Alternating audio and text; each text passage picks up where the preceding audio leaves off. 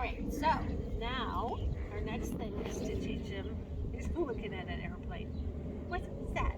Is there something in the sky? No, that's what I call distraction. Look. Yes, good boy. If you can get his attention off of the airplane or whatever it may be and onto you, then it's much easier. Okay, so now we're going to do heel.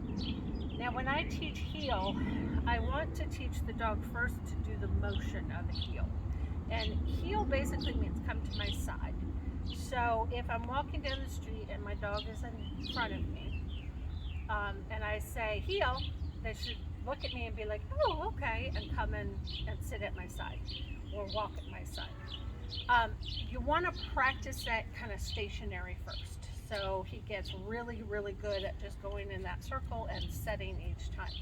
Now you'll notice when I first do heel with him, I have him sit at the end of the heel. The reason for that is if you are walking across the street and you come to a curb and you stop to look both ways, you want your dog automatically sitting. If you stop and he goes in front of you, he could, God forbid, accidentally get hit by a car or a bicycle or whatever. But if you have them stop and it gets so ingrained in them that he knows every single time to stop, if you stop, it keeps him much safer and under control. Come here, Doobie. So, to teach him heel, I gotta get his attention. Look at me. Oh, I know. You want to play with her, don't you? Come here, bud. Come here. Come on. Touch. Yes. Good boy. All right, so heel, if he's facing you, you're going to step back with the foot on the side you're heeling them to. And I don't care if you walk your dog on your right or your left, it doesn't matter to me, it's whatever's comfortable for you. But you want him to come around in a circle, an outward circle, and then to you and sit. Come here, try again. Ready? Heel. Right here. Yes. And I use that same hand signal. The difference is now he's on my side. So he's used to me saying sit from here. Once I'm doing it on my side, a lot of times you'll see puppies kind of do this, where they come so they're facing you. That's okay. You don't have to refine it a whole lot when they're little like this. But eventually you want him to learn heel.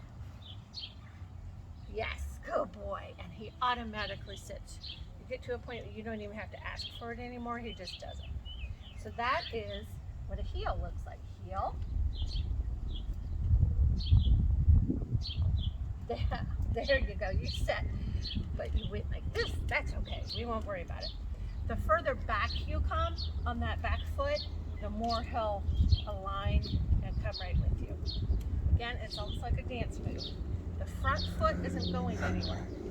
You're just going to do that over and over and over. You practice that in your house and everywhere else first. So how does that then translate to heeling on a walk? Well, now we have to make it more fluid and have him actually just kind of walk by your side. Ribbon!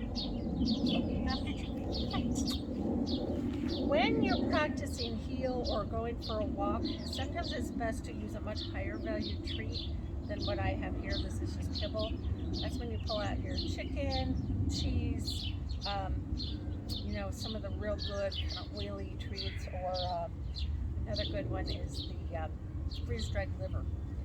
Come on. He's like, what? I'm done. Okay, ready? We're gonna heel. Come on. Come on. You're gonna move. Oh, really slow motion. I know you're so sorry. And then, instead of stopping, we're gonna keep moving. And he's basically following that treat, and then we stop. Yes. Good boy. When you're teaching a dog to heel, it's okay for them to go forward if they're walking nicely. But otherwise, you don't let them go ahead of you. You keep them right here. I like to take the treat and kind of hide it in my hand and point my finger. So I come around, heel, and then follow my finger. And they know that treat's in there. Especially if you have something that smells really good, then they'll just kind of follow along. Eventually, that treat goes away. It's no longer in your hand, and you're just heel, and then you keep going. Okay? He's over there chewing on a leaf. He's distracted. Come here, buddy. Doobie. Doobie, come. Come, touch. Come on, touch. You gonna do it? Touch. Yes. Good boy. That's a little more effort. Okay, ready? Here we go. Heel. Come on. Up, up, up, up, up, up. Let's go. Come on. Now, if he had a harness or a leash on, he would heel, or he would get up and move a little bit better, but I don't have one on when I'm practicing that here. Come on. Oh, you're so tired. Anyhow, you get him to go around, you keep walking, you have him just practice here, and you walk around, you turn, you move around, and practice having him stay right by your side. He's not doing it right now, so I'm not going to push the issue, but we will go for a little walk and get some video of him actually walking. The heel is probably the most common problem people have, is having their dogs pull on leash and not heel properly. So if at this age you can ingrain that in them, you'll have so much more luck with him down the road when he gets big and strong. But he does pretty well with it. So that is how you teach a heel. Lots and lots and lots of practice. And our next video, we're going to walk up the street and show him heeling just sporadically as he forgets what he's doing.